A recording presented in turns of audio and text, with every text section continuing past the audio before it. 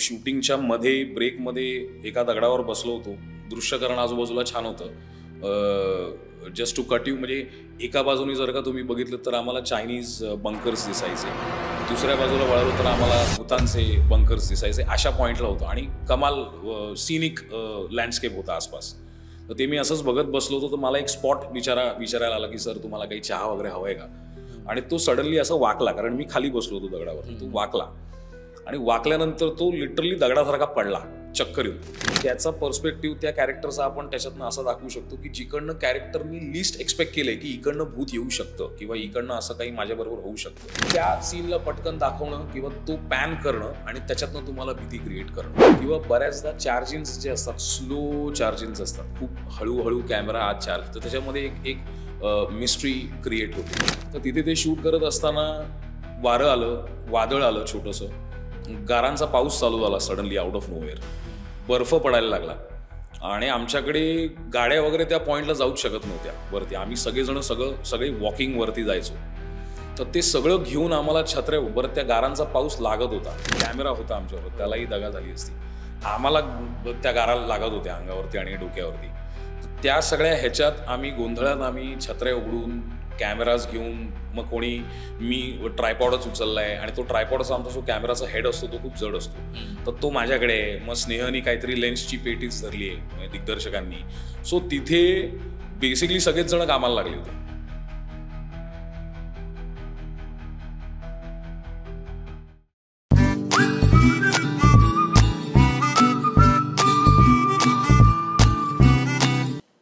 नमस्कार मंडळी, कसे आहात तुम्ही सगळे? मस्त मजेत ना? मजेत असायलाच पाहिजे, कारण लाईफ फेक आहे, बाकी सारं काही फेक आहे असं कोण म्हणतं तर अर्थात मी तुमच्या सर्वांचा लाडका हो पाहणारा अनिरुद्ध गांधी महा MTV अनफिल्टर्ड गप्पामध्ये तुमच्या सर्वांचं स्वागत करतो. आणि आपल्या आजचे हे जे दृश्य टिपणारे छायाचित्रकार आहेत ते म्हणजे अविनाश सूर्यवंशी आणि संजय राठोड. तर मंडळी, पॉडकास्टला सुरू करण्याआधी जे आपल्यासोबत आता उपस्थित मान्यवर आहेत त्यांचा छोटासा परिचय करून देतो. मराठी चित्रपट सृष्टीतील एक तरुण जे कल्पक आणि गुणी छायाचित्रकार व निर्माता म्हणून ओळखले जातात. बॉन्साई या चित्रपटातून निर्माता आणि सिनेमॅटोग्राफर म्हणून दमदार सुरुवात केली आणि त्यानंतर विठ्ठल माझा सोबती, शक्तिमान, छापागाटा अशा विविध चित्रपटात आपल्या दृश्य दृष्टिकोनाची छाप पाडली. बंजारा या चित्रपटाचे 14,800 फूट उंचीवरती झालेलं शूटिंग हे त्यांच्या धाडसी आणि प्रयोगशील वृत्तीचं उत्तम उदाहरण आहे. सौंदर्य, तंत्र आणि संवेदना याचा सुरेख मिलाप यांच्या कामात दिसतो, जे आज मराठी सिनेसृष्टीतील नव्या दृष्टिकोनाचं प्रतीक ठरत आहेत, ते म्हणजे गौरव पोंक्षे सर. आज आपल्यासोबत ते इथे उपस्थित आहेत. नमस्कार. कसे आहात तुम्ही? मी मस्त. Yes, couldn't be better. तर आपण प्रश्नांकडे वळूयात. सुरुवात तुमची कशी झाली सिनेमॅटोग्राफर म्हणून? सुरुवात मला सिनेमॅटोग्राफी नेहमीच करायची होती, पण ह्याला सिनेमॅटोग्राफी म्हणतात किंवा हे असं काही असतं हे मला ऑनेस्टली माहिती नव्हतं. फोटोग्राफी माहिती होती, कारण वडील जे स्कूल ऑफ आर्टमधनं पास आउट कमर्शियल आर्टिस्ट आहेत आणि त्यांनी इलेक्टिव्हला त्यांच्या फोटोग्राफीज घेतलं होतं. माझे आजोबाई सेम क्षेत्रातले, तेही जे school of art pass out आहेत. सो मला कला किंवा फोटोग्राफी हे साधारण माहिती होतं आणि मी ते करायला लागलो. मी जेव्हा माझं मास्टर्स करत होतो ॲडव्हर्टायझिंगमध्ये, त्यावेळेला मी करायला सुरुवात केली. काही दिग्गज लोकांना मी काही महिने त्यांच्याकडे जाऊन शिकायचा प्रयत्न केला. One of them being Jagdish Mali. त्यांच्याकडे मी फार काळ नाही, 2-3 महिने वगैरे होतो, पण त्यातनं सुद्धा मला खूप शिकायला मिळालं त्या काळी. मग मी अजय सिंग नावाचे स्टिल्स करणारे फोटोग्राफर आहेत, त्यांच्याकडे मी कामाला लागलो. मला काम करायचं होतं. मी कसलीही पैशाची अपेक्षा न ठेवता मी त्यांच्याकडे काम करायला लागलो आणि त्यांच्या थ्रू मला रेडी नावाचा जो सिनेमा होता सलमान खानचा, तो आणि त्याच्यानंतर बॉडीगार्ड असा मला करायला मिळाला. त्याच्यावरती ऑन लोकेशन पब्लिसिटी स्टिल्स मी करायचो. ते करता करता तिकडच्या DOPशी ओळख झाली, त्याच्याशी मी बोललो आणि मला ते एनी विच वेज फॅसिनेटेड मी होतोच सिनेमॅटोग्राफीला घेऊन, आणि मला तो माणूस मिळाला बेसिकली. मग त्यांच्या छत्रछायेखाली काही काळ काढून मग अजून काही दिग्गज नावं आहेत त्यांच्याकडे जाऊन चपला घासून 4 ठिकाणी जाऊन ऑन लोकेशन मी शिकलो. सो मी ऑनेस्टली सिनेमॅटोग्राफीचं असं काही एज्युकेशन घेतलेलं नाही आहे. माझं क्वालिफिकेशन कम्प्लिटली वेगळं आहे, पण I have learned it on the field. So practical जे काय ते नॉलेज मी घेतलं आणि I assisted my way up आणि मी जवळपास 2014-15 वगैरे मी इंडिपेंडंट कामं करायला सुरुवात केली. आणि मग ती अगदी कॉर्पोरेट AV पासून ते शॉर्ट फिल्म्सपासून अशी लहान सहान कामं करायला मी सुरुवात केली. आणि मग हळूहळू I got introduce to Zee. मी ॲडव्हर्टायझिंग बऱ्यापैकी ॲड फिल्म्स बऱ्यापैकी शूट केल्या त्या काळी. झी करता मी तथास्तू नावाची एक फिल्म होती, मराठीतली पहिली डायलॉगलेस हॉरर फिल्म. संदीप पाठकला घेऊन आम्ही ती केली होती. टॉकीज करता आम्ही ती बनवली होती, झी टॉकीज करता. तर ती मी शूट केली. आणि मग असं करता करता झीचे प्रोमोज करायला लागलो किंवा ह्या सगळ्या चॅनल्सचे सिरियल्सचे वगैरे प्रोमोज करायला लागलो. टायटल मॉन्टाजेस मी केले 2019. आणि माझ्या नशिबाने मला लोकही चांगली मिळत गेली, चॅनलमधनं मला ऑपॉर्च्युनिटीज पण चांगल्या मिळत गेल्या. बऱ्याचदा जसा मी एक टायटल मॉन्टाज केला होता तो असा एक्सपेरिमेंटल होता. तर त्याच्यात इंक म्हणजे पेपरावरती इंक पडते आणि इट टेक्स शेप. ग्रहण नावाची एक सिरियल होती पल्लवी जोशींची. त्याचा जो टायटल मॉन्टाज होता तो मी शूट केला होता. सो ते खूप एक्सपेरिमेंट, त्यात कॅरेक्टर्स ह्युमन्स काहीच नव्हते. सो आमच्या हातात काही कंट्रोल नव्हता.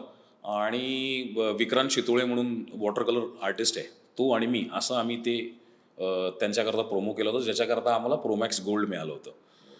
So yeah this is more or less my journey. मी असंच करता करता इंडिपेंडेंट कामं करायला लागलो. आणि मग सिनेमे आले आणि सिनेमे करायला मला मिळाले. आणि here I am today in front of you. तर आता आपण डायरेक्ट मेन चित्रपटावरती येऊया. बंजारा चित्रपटाच्या शूटिंगसाठी 14,800 फूट उंचीवरती काम करताना कोणत्या तांत्रिक आणि भौगोलिक अडचणी आल्या आणि त्या तुम्ही कशा पार पाडल्यात? खरं सांगू तर Banjara is one of the my first long format films की ज्या इतक्या चॅलेंजिंग होत्या. Challenging in terms of the geographical topography of the region we shot in. एकतर तुम्ही म्हटल्याप्रमाणे 14,000 फुटावरती आम्ही शूट करत होतो. तिथे कडाक्याची थंडी असायची अख्खा वेळ आम्ही शूट करताना. वारं प्रचंड असायचं आणि तिथे ऑक्सिजन लेवल्स पण कमी असतात वातावरणात. बरं, आमचा अख्खा क्रू वरती जायचा आणि जे आपले कॅमेराज वगैरे आमचे होते ते सगळे प्रोफेशनल हेवी आणि महागडे कॅमेरे होते. तर आम्ही ते सगळं इक्विपमेंट आणि आमचे सगळे कॉस्ट्युम्स आणि सगळं आमचा क्रू तिथे वरती चढायचा. आणि असं बऱ्याचदा झालं की आमच्या प्रोडक्शनमधली एक मुलगी आहे ती चक्करून पडली होती, तिला हॉस्पिटलाइज केलं गेलं होतं. मी शूटिंगच्या मध्ये ब्रेकमध्ये एका दगडावर बसलो होतो. दृश्यकरण आजूबाजूला छान होतं. जस्ट टू कट यू, म्हणजे एका बाजूने जर का तुम्ही बघितलं तर आम्हाला चायनीज बंकर्स दिसायचे, दुसऱ्या बाजूला वळलो तर आम्हाला भूतानचे बंकर्स दिसायचे. अशा पॉईंटला होतो आणि कमाल सिनिक लँडस्केप होता आसपास. तर ते मी असंच बघत बसलो होतो. तर मला एक स्पॉट विचारायला आला की सर तुम्हाला काही चहा वगैरे हवं आहे का. आणि तो सडनली असं वाकला, कारण मी खाली बसलो होतो दगडावर. तो वाकला आणि वाकल्यानंतर तो लिटरली दगडासारखा पडला चक्कर येऊन. त्याचं बहुतेक ऑक्सिजन म्हटल्याप्रमाणे कमीच होतं वातावरणात. सो असे काही इन्सिडेन्सेस खूप झाले आणि ह्या सगळ्याला ब्रेव्ह करून आम्ही ती फिल्म शूट केली. अजून एक इन्सिडेंट म्हणजे आम्ही तो जो शेवटचा सीन आहे तो आम्ही बऱ्यापैकी तिथे शूट केला. आणि जे ॲक्शन सिक्वेन्सेस त्याच्यातले होते किंवा स्टंटची जी कामं होती ती सगळी आम्ही इथे VFX क्रोमा फ्लोअरवरती शूट केली. तर तिथे ते शूट करत असताना वारं आलं, वादळ आलं छोटंसं, गारांचा पाऊस चालू झाला सडनली आउट ऑफ नोवेअर. बर्फ पडायला लागला आणि आमच्याकडे गाड्या वगैरे त्या पॉईंटला जाऊच शकत नव्हत्या वरती. आम्ही सगळे वॉकिंग वरती जायचो. तर ते सगळं घेऊन आम्हाला छत्र्या, बरं त्या गारांचा पाऊस लागत होता, कॅमेरा होता आमच्यावर, त्यालाही दगा झाली असती. आम्हाला त्या गारा लागत होत्या अंगावरती आणि डोक्यावरती. तर त्या सगळ्या ह्याच्यात आम्ही गोंधळात आम्ही छत्र्या उघडून कॅमेराज घेऊन, मग मी ट्रायपॉडच उचललाय आणि तो ट्रायपॉडचा आमचा जो कॅमेराचा हेड असतो तो खूप जड असतो, तर तो माझ्याकडे आहे. मग स्नेहनी काहीतरी लेन्सची पेटीच धरली आहे, म्हणजे दिग्दर्शकांनी. सो तिथे बेसिकली सगळेच जण कामाला लागले होते. तिथे असे कोणी कॅमेरा अटेंडंटच फक्त उचलतायत किंवा स्पॉटच बिचारे काम करतायत असं नव्हतं. आणि आम्हाला जाताना ही गोष्ट कुठेतरी माहिती होती की तिथे असं काय होणार नाहीये, कारण लिमिटेड क्रू आहे, लोक खूप होती आणि हे सगळे चॅलेंजेस असल्यामुळे आम्हाला सगळ्यांना सगळी कामं करायला लागत होती, विच इज गुड आणि असंच असलं पाहिजे आयडियली. सो ते आम्ही कोण ट्रायपॉड घेतोय, कोण लेन्स बॅग, कोण कॅमेरा, कोण असं सगळं करता करता आम्ही एका पॉईंटला तो अख्खा डोंगर उतरून खाली आलो आणि खाली आमचा बेस आम्ही तयार केला होता प्रोडक्शननी. तर तिथे आम्ही थांबलो आणि तिथे आम्हाला शेल्टर मिळालं आणि we got saved in the sense ते म्हणजे भयाकारी होतं, तुम्ही बघूही शका. आणि तुम्ही अशा पॉईंटला आम्ही होतो की जिकडे खाली मिलिटरी बेस होता आणि आणि I would like to mention one big thing. I have always been a patriotic person since the beginning. आणि इंडियन आर्मीबद्दल मला किंवा आपल्या डिफेन्स फोर्सेसबद्दल मला कमाल रिस्पेक्ट आहे. आणि दे प्रूव्ड इट. आम्ही जेव्हा शूट करत होतो त्याला त्यातले काही ऑफिसर्स वरती आले. त्यांना आमचं खूप कौतुक वाटत होतं, कारण तिकडे त्यांचं म्हणणं गावातले लोक आणि आर्मीचे पर्सनल्स सोडून तिथे सिव्हिलियन्स कोणीही येत नाही त्या पॉईंटला. पण आम्ही आलोय, तेही शूट करायला आलोय, हे सगळं बघून त्या लोकांना खूप कौतुक वाटायचं आमचं. तर त्यांना माहिती होतं की ह्या अशा सगळ्या गोष्टी होतात. तर त्यांनी आम्हाला प्रचंड सपोर्ट केला. म्हणजे ती जी प्रोडक्शनमधली एक क्रू मेंबर आमची जी चक्करून पडली, तिला त्यांनी मिलिटरी हॉस्पिटलला ॲडमिट केलं. त्याने आम्हाला सांगितलं की तुम्हाला कसलीही कधीही गरज लागली, कुठल्याही any point of the time तुम्ही आम्हाला फोन करा. त्याने एका ऑफिसरचा नंबर दिला आणि त्यांनी सांगितलं आम्ही गाड्या, हेलिकॉप्टर काय वाटेल ते वरती पाठवू, तुम्ही इथे आलात, तुम्ही शूट करताय, छान काहीतरी चित्रीकरण करताय, त्याच्यातच आम्हाला कौतुक आहे, पण आम्ही तुम्हाला any point in time support करू. त्याने आम्हाला ड्रायफ्रुट्सचे बॉक्सेस, रिअल ज्यूसचे बॉक्सेस काय दिलं नाही आहे. म्हणजे आमचे लाड चालले होते. थोडक्यात त्यांनी लाडच केले आमचे, असं म्हणायला हरकत नाही. So big respect to the Indian army and our forces. आणि म्हणजे तो चित्रपट पाहिला त्यावेळेचे जे सगळे प्रसंग होते, म्हणजे अर्थात अभिनय करणाऱ्यांनी तर ते पूर्णपणे मांडलंच आहे. पण एक आपण बोलतो ना की यार कॅमेरा बोलला, तर कॅमेरा काय बोलला, तर ते जे दृश्य जे दाखवले होते ना, ते प्रत्येक टच झालं आणि असं वाटत होतं की यार ह्या ठिकाणी जायचंय. म्हणजे कित्येक असे असतील ना ट्रॅव्हलर्स, त्या लोकांनी ती जागा बुक म्हणजे हे पण केलं असेल की टिक मार्क की इथे जायचंय, या स्पॉटवरती जायचंय, इकडे जाऊन सगळं एक्सप्लोअर करायचं. मग ते हे सगळं जे आहे ते बंजारामधून पाहायला मिळालं बऱ्याच लोकांना आणि एन्जॉय केलं लोकांनी. इव्हन मी सुद्धा मित्रांना फोन करून सांगितलं गाडी काढायची नाही, निघायचं, फक्त सुट्टी मिळते. तर ह्या सगळ्या गोष्टी आहेत.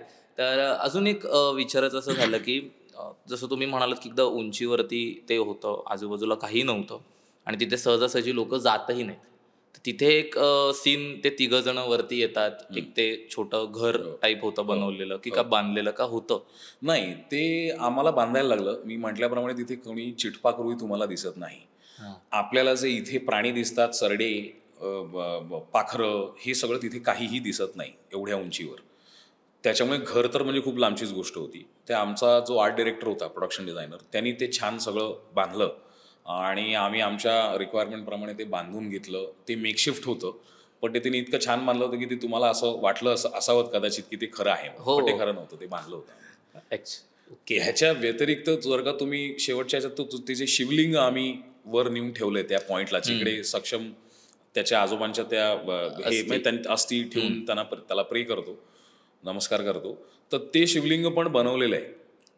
ते काही खरं नाही आहे, पण ते आम्ही वर जाऊन तिथे प्लेस असं केलं, ते शूट केलं की आम्हाला आर्मीच्या लोकांनी सांगितलं की ते तिथे तसंच राहून द्या, तुम्ही नेऊ नका परत, त्याला तसंच राहून द्या. आम्ही जेव्हा केव्हा वरती येत राहू आमच्या राऊंड्सना किंवा आमच्या ड्रिल्सना, त्याच्याकरता आम्ही त्यावेळेला त्यांना नमस्कार करू आणि खाली जाऊ, हार वाहू आणि खाली जाऊ. पण म्हणजे इतकी श्रद्धा आहे त्या लोकांची आणि इतकं सगळं म्हणजे ब्युटिफुल होतं experience. If you ask me, it was a wonderful experience आणि मजा आली.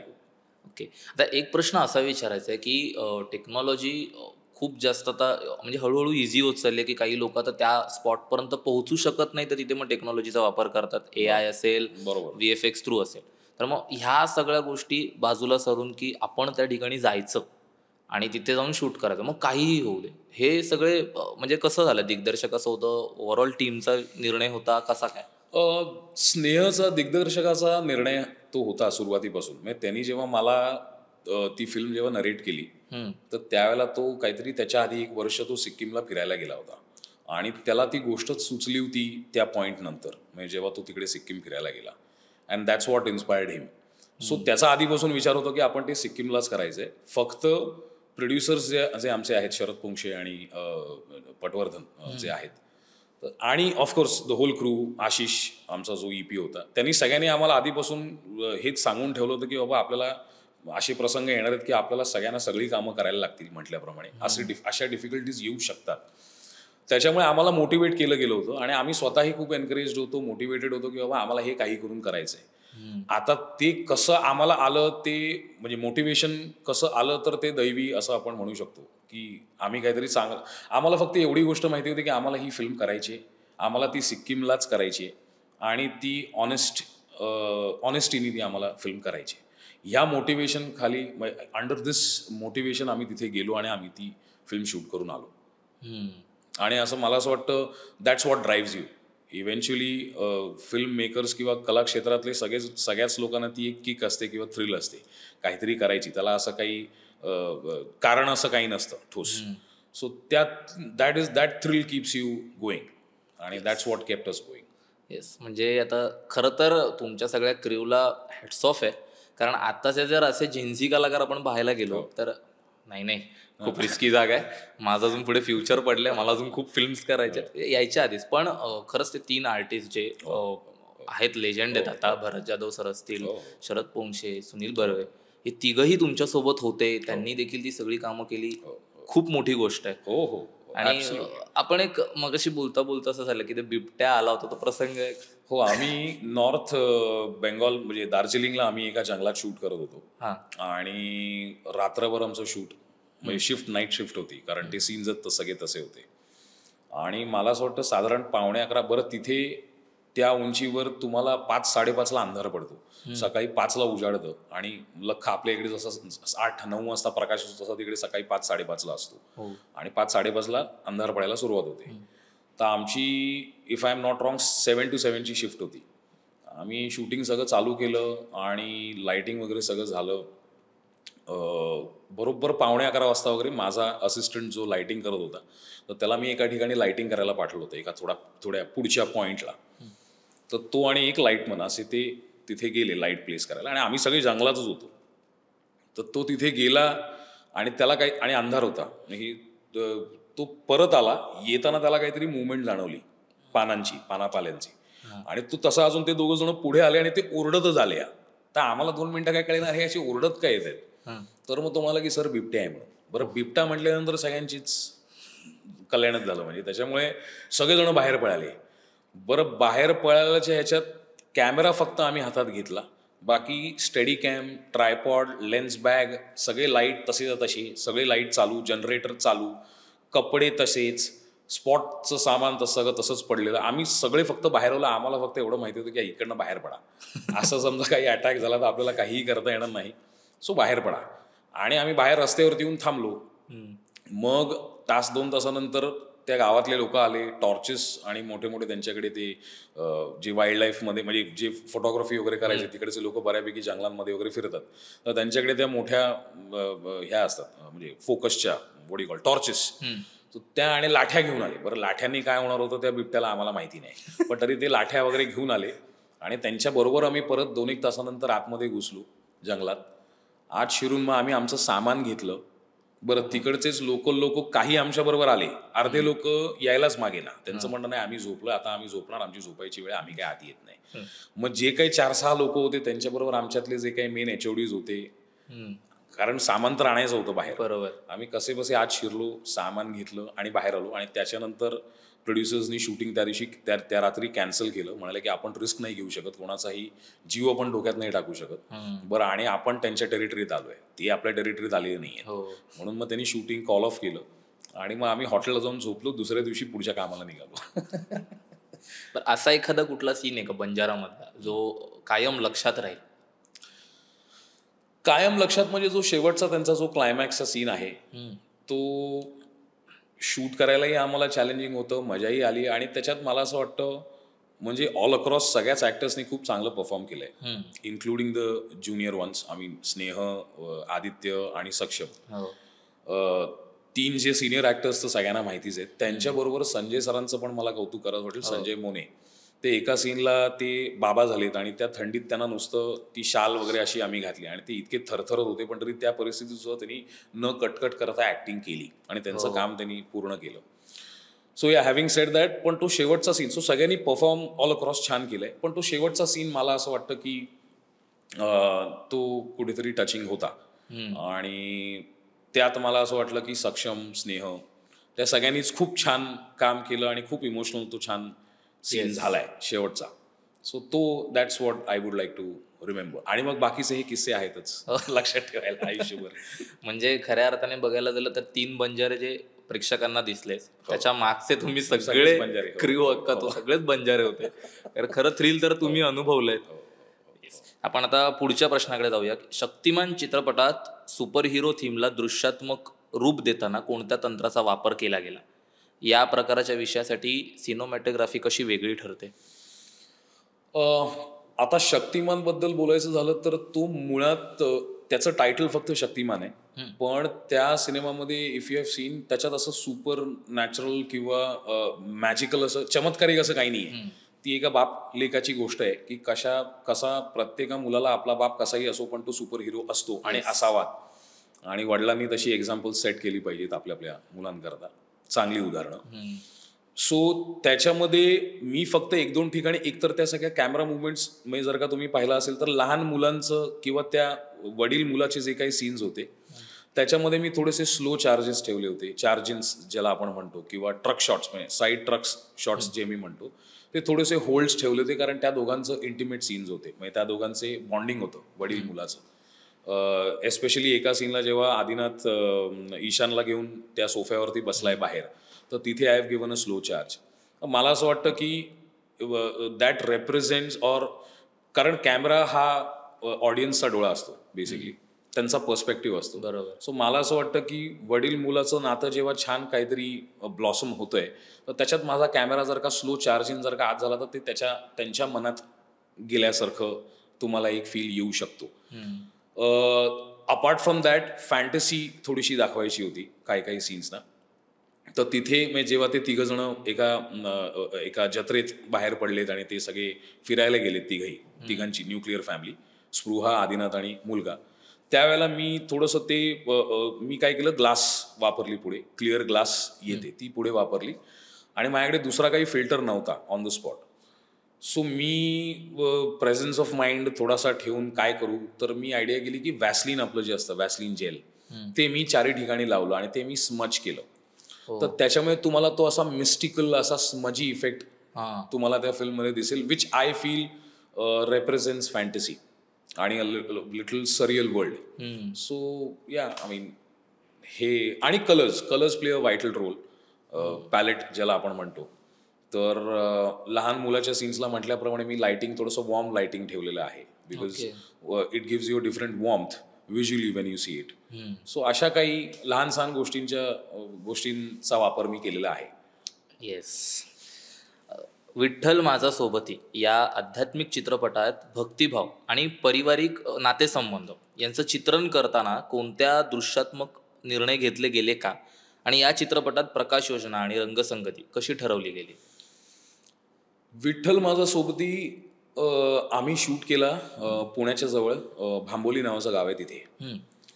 आता ह्याच्यात परत devotional film, if you believe me or not, मला असं वाटतं की दॅट लँड इज ब्लेस्ड. तिकडे हा जो भांबोली डोंगर आहे तिथे असं म्हटलं जातं की तुकाराम महाराजांनी तिकडे 14 दिवस तपश्चर्या केली होती, आणि त्या तपश्चर्येनंतर त्यांना साक्षात्कार झाला विठ्ठलाचा. सो ती खूप काय म्हणतो ना, प्युअर लँड आहे, आणि तिथे विठ्ठलच तुमच्याकडनं सगळं करून घेतात. आणि म्हणजे मी असं त्या डिरेक्टरला म्हणालो होतो, आणि तो भाग जो आहे तो सगळा असा रखरखीत भाग आहे, तिथे झाडं खूप कमी आहेत, आणि आम्ही जेव्हा शूट करत होतो त्यावेळेला प्रचंड ऊन होतो. तर मी त्याला म्हणालो की यार तुमच्याकडे अजिबात झाडं नाही आहेत, पण इथे तुमच्या माऊलींची सावली मात्र सॉलिड आहे. सो तिकडचे जे लोक आहेत इतके प्रेमळ लोक आहेत, सगळ्यांनी आपली किचन्स, आपली घरं, तुम्ही शूट करा, इथे शूट करा, तुम्हाला गरम होतंय तुम्ही शूटच्या मध्ये इकडे येऊन बसा, AC लावून देत होते लोक, आम्हाला ताक आणून काय देत होते लोक, घरातलं गरम गरम भाकऱ्या जेवण हे सगळं आणून देत होते. आणि क्रू तर छान होताच आमचा सगळा, ॲक्टर्स पण सगळे सिनियर होतेच त्याच्यात, संदीप स्वतः त्याच्यात होता.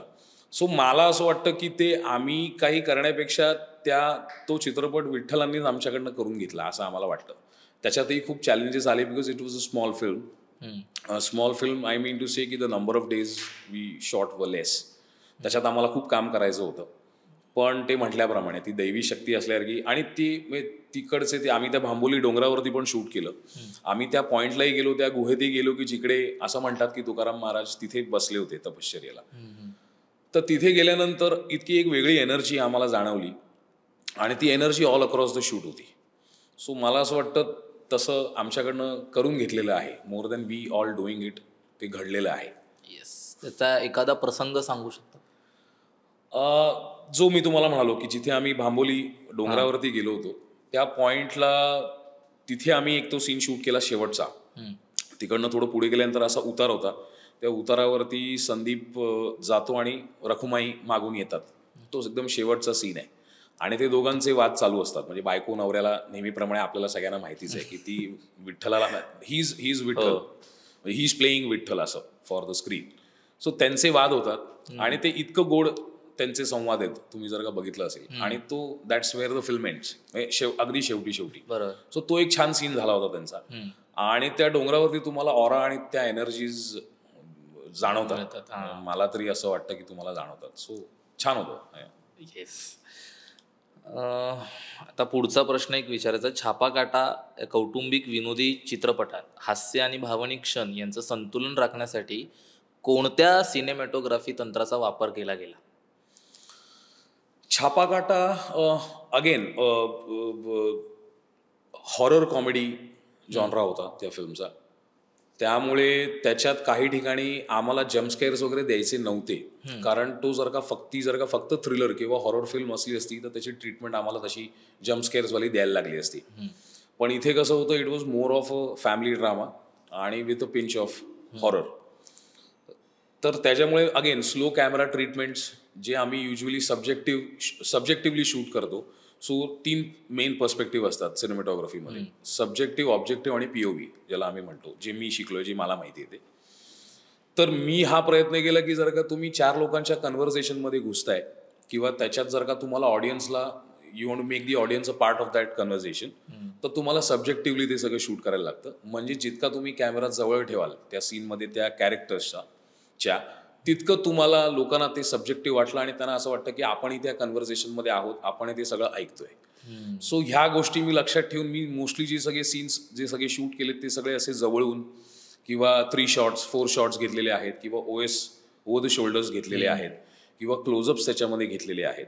Apart from few scenes here and there की जिकडे मी भीतीदायक ते जंगल, परत त्याच्यातही जंगल आहेच. सो ते जंगल वगैरे दाखवण्याकरता त्याच्यात लाइटिंग करून तिकडे काही वाईट शॉट्स वगैरे घेतलेले आहेत की ते जंगल अंगावरती आलं पाहिजे किंवा तो अंधार थोडासा अंगावरती आला पाहिजे किंवा एकटेपण किंवा लोनलीनेस, एरी वातावरण जे आपण म्हणतो ते जरा कळण्याकरता मी तिथे काही वाईट शॉट्स वगैरे वापरलेले आहेत.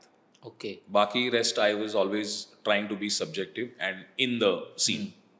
तर एक प्रश्न असा आहे जो मला नॉलेजसाठी जाणून घ्यायचा आहे की जसं आपण जम्पस्केअरचा विषय निघाला, हॉरर मूव्हीज ज्यावेळी शूट केले जातात त्यावेळी अर्थात म्युझिक असतं, त्याच्यानंतर ॲक्टिंग असते, मेकअप असतो.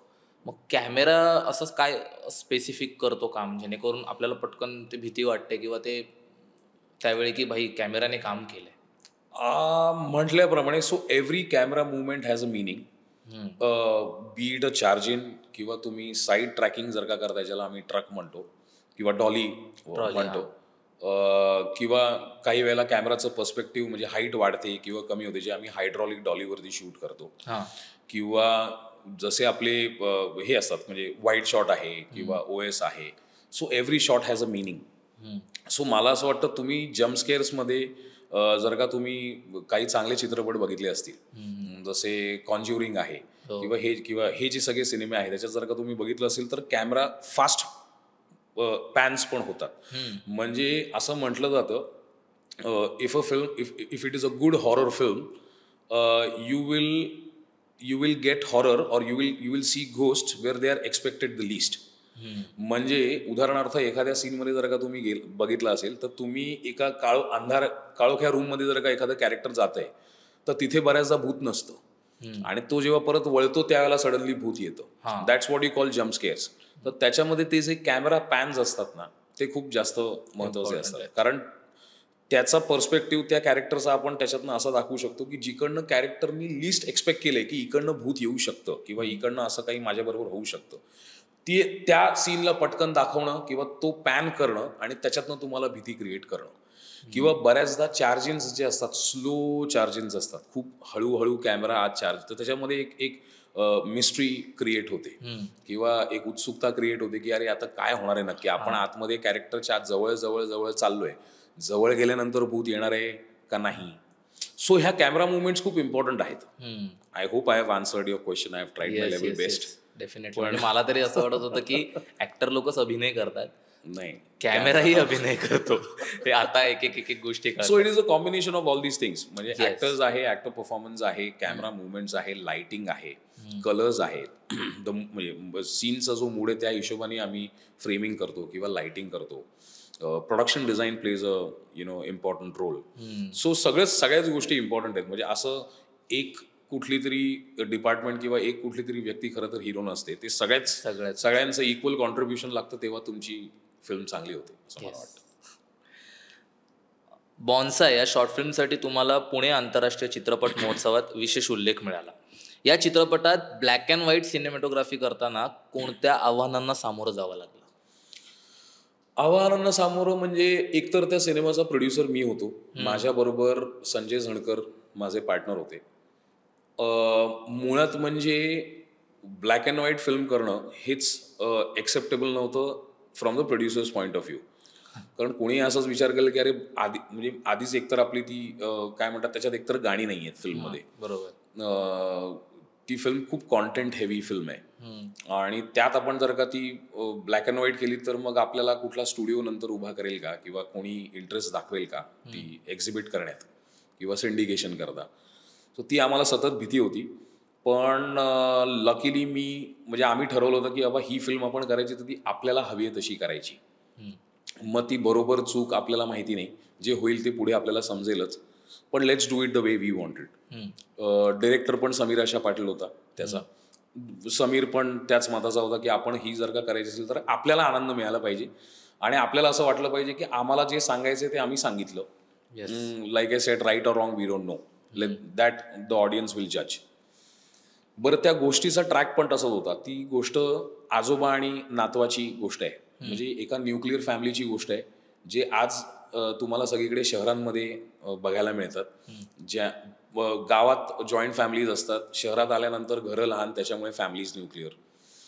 तर आजोबा आणि नातवाचं नातं ते कसं ते भेटतात आणि ते भेटल्यानंतर कसं हळूहळू फुलतं ह्याची ती गोष्ट आहे. सो मला असं वाटलं ॲज अ सिनेमॅटोग्राफर की ते खूप लाईफलेस आयुष्य जगतायत सगळेजण, म्हणजे इन्क्लुडिंग त्याचे वडील, त्या मुलीचे वडील, आई आणि मुलगी. हे खूप लाईफलेस आयुष्य आहे. तर ते लाईफलेसला सिम्बलाइज आपण कसं करणार, तर लाईफलेस इज कलरलेस. म्हणून आम्ही ते ठरवलं की आम्ही ती फिल्म ब्लॅक अँड व्हाईट करायची आपण. आणि शेवटच्या एका सीनला ज्या वेळेला त्यांची रिलेशनशिप नातीची आणि आजोबांची जेव्हा चांगली होते आणि जेव्हा we go on a positive, we end on a positive note, त्यावेळेला आम्ही फ्युचर दाखवलंय. म्हणजे आम्ही लहान बाळ आहेत, खूप प्रीमॅच्युअर बाळं आम्ही दाखवलीत एका हॉस्पिटलमध्ये जाऊन. त्याच्याकरता आम्ही खूप मेहनत घेतली होती. त्यांना आम्हाला खूप कन्व्हिन्स करायला लागलं डॉक्टरांना की आम्ही काळजी घेऊ, कारण ती सगळी प्रीमॅच्युअर बाळं होती आणि ते NICUत जाऊन आम्ही शूट केलं होतं. तर ते दाखवून आम्ही we are showing the future and the what you call rebirth म्हणा किंवा the future of life and the future of the world which takes the film to a positive note. त्यावेळेला we shifted the film from black and white to colour. So शेवटचे काही second और काही मिनटं ती film कलरमध्ये transform होते, showcasing की आता त्यांच्या आयुष्यातही रंग आलेत, त्यांच्या आयुष्यातही रंग आलाय आपण ज्याला म्हणतो, their life is turned with colour. म्हणून आम्ही ते नंतर शिफ्ट केलंय कलरवर. ओके. सो हे आमचं काय म्हणतात, आम्ही असा विचार केला की लाईफलेस काही दाखवायचं असेल तर मग कलर नसला पाहिजे. आणि ब्लॅक अँड व्हाईट इंटरेस्टिंग ते दिसलं पण. लकीली ते प्रोजेक्ट झालंही छान, ती गोष्टही छान, म्हणजे ते नॅरेटिव्ह सुद्धा खूप छान नंतर एडिट झाल्यानंतर खूप छान आलं. आणि ऑनेस्टली मला वाटलं नव्हतं असं काही मला स्पेशल मेन्शन वगैरे मिळेल, कारण पिफ हा चांगला फिल्म फेस्टिवल मानला जातो भारतातला आणि तिथे खूप चांगल्या चांगल्या फिल्म झाल्या होत्या. माझ्याच वेळेला आनंदी गोपाळ वगैरे फिल्म्स होत्या. म्हणजे या खूप मोठ्या फिल्म आणि खूप छान फिल्म्स आहेत. तर मला असं कुठेही वाटलं नव्हतं की असं काहीतरी आपल्याला काही रेकग्निशन मिळेल किंवा अशी कुठे लाईमलाईटमध्ये आपण येऊ. पण परीक्षक तिकडचे स्ट्रॉंग परीक्षक होते आणि सगळी दिग्गज नावं होती बेसिकली. आणि मला असं वाटतं की वी वर लकी इनफ की मला काहीतरी त्याच्यात रेकग्निशन मिळालं, लोकांनी ते टिपलं जे आम्ही करायचा प्रयत्न केला आणि दे लव्हड इट. म्हणजे कुठेतरी हे आहे की आउट ऑफ द बॉक्स जे विचार करणारे आहेत हो, त्यांना हे असं यश मिळत असतं. असं म्हणूयात आपण.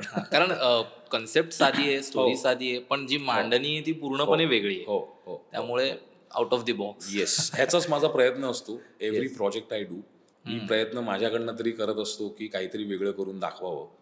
आता ते किती होतंय किती नाही होत हे ऑडियन्स नोज बेटर. साधा तो प्रयत्न 14,800 पर्यंत पोहोचला. तुमच्या मते सिनेमॅटोग्राफर आणि दिग्दर्शक यांच्यातलं सहकार्य महत्व नेमकं काय आहे आणि यशस्वी सहकार्याची काही उदाहरणं आहेत का? उदाहरणं खूप आहेत आपल्या इंडस्ट्रीमध्ये, म्हणजे मराठीत असो किंवा हिंदीत असो किंवा साऊथला असो किंवा इव्हन हॉलिवूडचे असो, खूप उदाहरणं आहेत. मला उदाहरणं देण्यापेक्षा माझा जो काही एक्सपिरियन्स आहे त्याच्यावरनं डिरेक्टर आणि सिनेमॅटोग्राफरचं नातं किती इम्पॉर्टंट आहे हे सांगायला आवडेल आणि ते कसं बिल्ड केलं पाहिजे. म्हणजे फॉर एक्झाम्पल असं खूप पूर्वीपासून म्हटलं जातं की डिरेक्टर आणि DOP हे नवरा बायकोसारखे असतात कुठल्याही सिनेमा करता किंवा कुठल्याही ऑडिओ व्हिज्युअल फॉर्मॅटच्या गोष्टींकरता. ही खरी गोष्ट आहे. क्रिएटिव्ह डिफरन्सेस येऊ शकतात, पण शेवटी director is the captain of the ship आणि डिरेक्टिव्हचं narrative is what matters at the end of the day. आणि डिरेक्टरला काय म्हणायचं आहे हे सिनेमॅटोग्राफरला जर का नीट सिनेमॅटोग्राफरनी समजून घेतलं, so we have to be good listeners for that. So ते जर का आम्ही नीट समजून घेतलं आणि समजून घेतलं तर ते प्रोजेक्ट छान होऊ शकतं, ते कोलॅबरेशन छान होऊ शकतं. आणि मला अजून एक गोष्ट अशी प्रकर्षाने जाणवली काम करताना की एन्क्रोचमेंट ऑफ टेरिटरी खूप आहे आपल्या इथे. म्हणजे डिरेक्टर त्याचं काम सोडून DOPचं काम करत असतो, DOP त्याचं काम सोडून प्रोडक्शन डिझायनरचं काम करत असतो, प्रोडक्शन डिझायनर त्याचं काम सोडून अजून कोणाचं तरी काम करत असतो, ऍक्टर त्यांचं काम सोडून ते डिरेक्टरला शिकवायला जात असतात की तू असा सीन कर. असं बरंच होतं.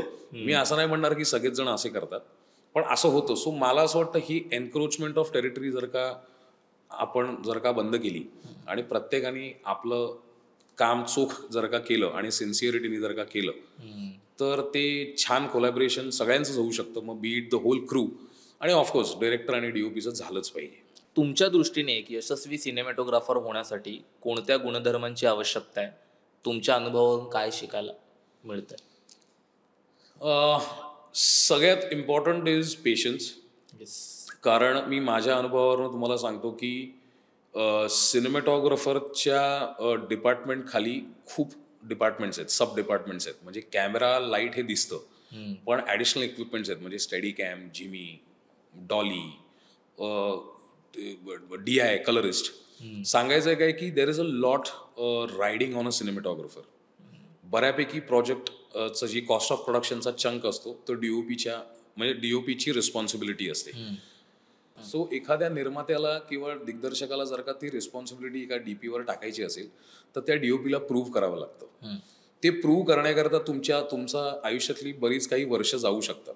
मी असं नाही म्हणत प्रत्येकाचीच जातील किंवा जातात, पण त्याला काही तुम्हाला काळ द्यावा लागतो.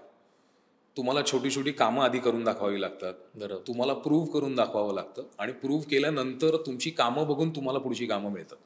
सो मला असं वाटतं तुम्हाला पेशन्स खूप घाई करून किंवा क्विक ह्या सगळ्या गोष्टी कुठल्याच गोष्टी होत नाहीत. सो पेशन्स खूप इम्पॉर्टंट आहे. संयम इज व्हेरी इम्पॉर्टंट. सेकंडली मला असं वाटतं every cinematographer has to be a good observer. निरीक्षक असलंच पाहिजे.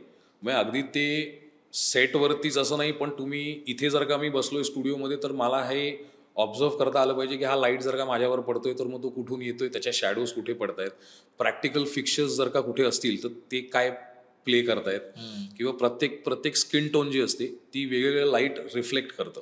माझ्यावर इन्सिडेंट लाईट आणि स्पॉटलाईटचाच हा सगळा खेळ आहे.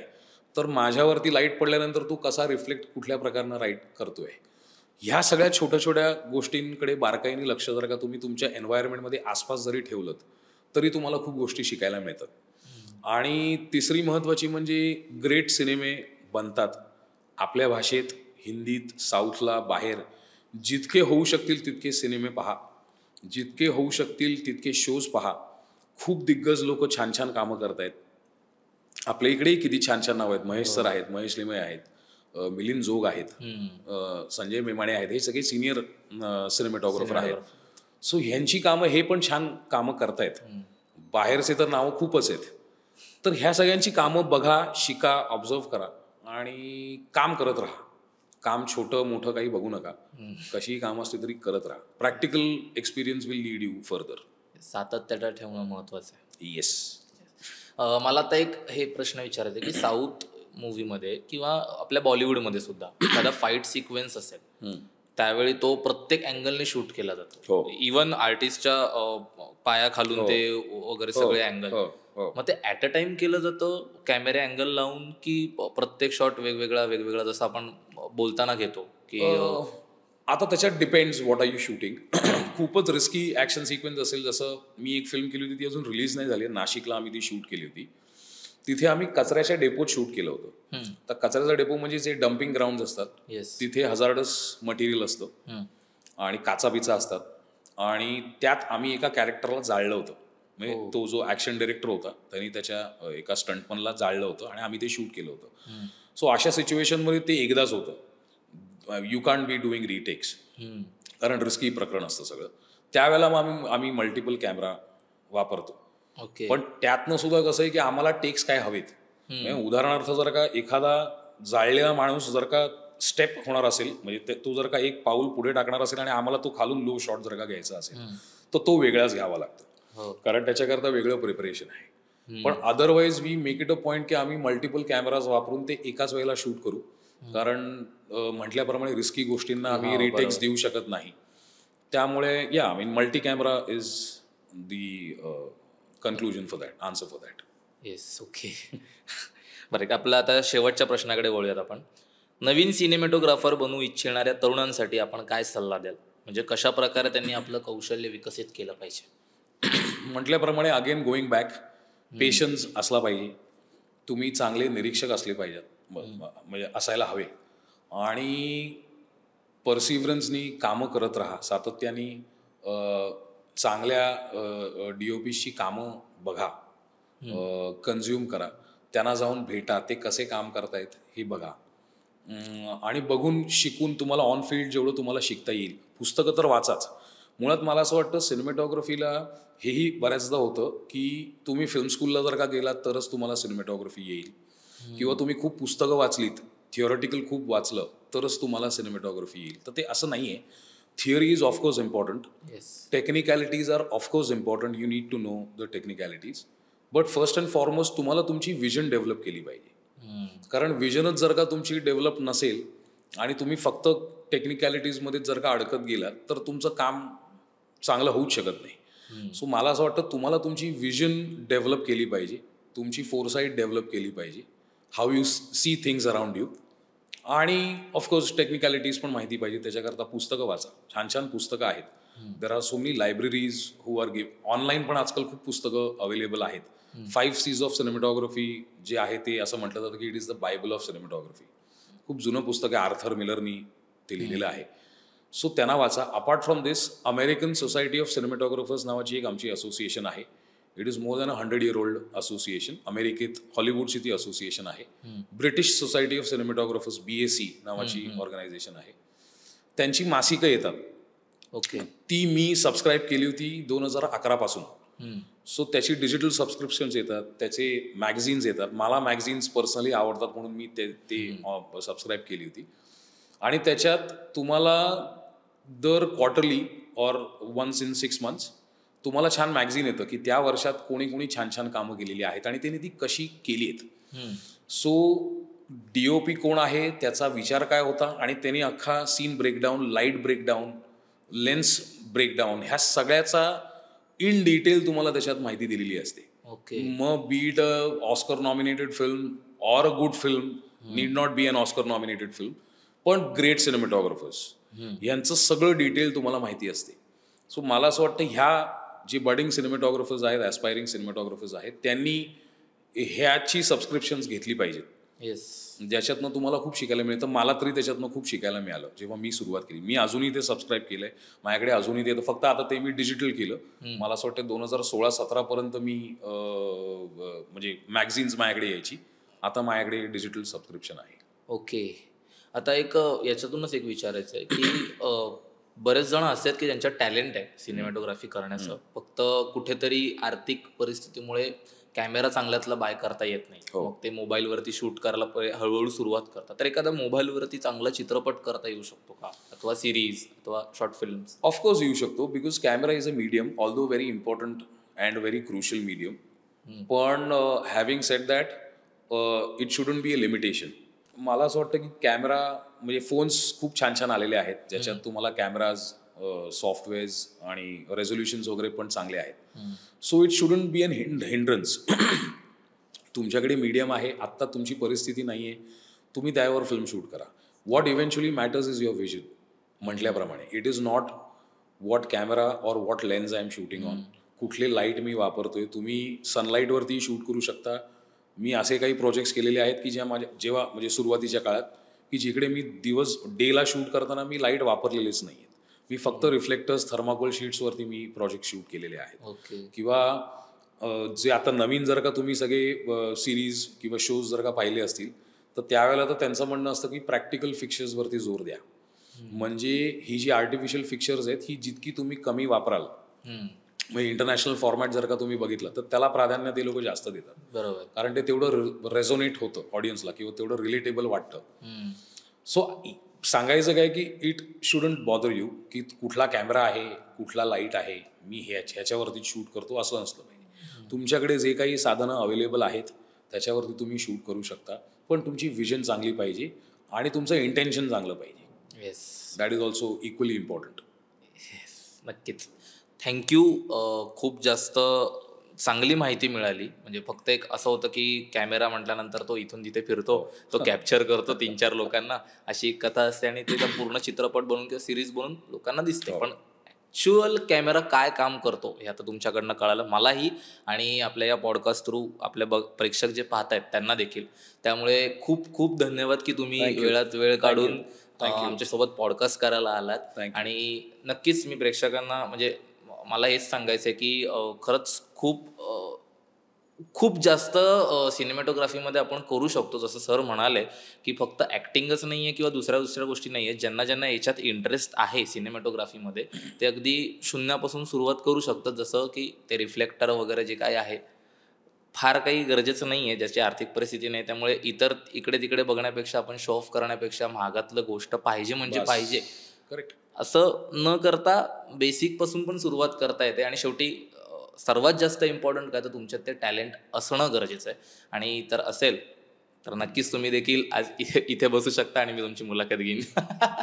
तर आता वेळ झाली इथेच थांबायची, पण इथे कुठेही पूर्णविराम लागलेला नाही आहे, स्वल्पविराम लागणार आहे. आपण पुन्हा एकदा भेटणार आहोत एका नवीन कलाकारासह. मग कलाकार टी व्हीवरती दिसणारा असो किंवा त्यांना टी व्हीवरती आणणारा कलाकार असो, यांच्यासोबत आपण पॉडकास्ट करणार आहोत. तर कुठेही जायचं नाही आहे, महा MTV चॅनल बघत राहायचं आहे आणि असे नवनवीन पॉडकास्ट येतच राहणार आहेत. त्यांना लाईक करायचं आहे, शेअर करायचं आहे आणि आपल्या चॅनलला सबस्क्राईब करायला विसरायचं नाही. वेळ झाली इथेच थांबायची. धन्यवाद. थँक्यू. Thank you so much.